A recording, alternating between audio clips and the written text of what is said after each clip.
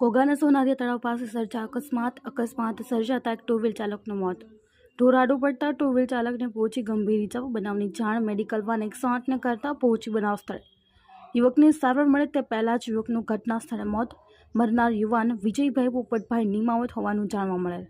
હાલ આ બનાવની જાણ ઘોઘા પોલીસે થતાં ઘોઘા પોલીસ ટીમ પહોંચી બનાવ સ્થળે પોલીસે લાશને પીએમઆરથી મોકલી આગળની કાર્યવાહી હાથ ધરેલ। અશ્વિન ગોહિલ, જી ન્યૂઝ, ભાવનગર।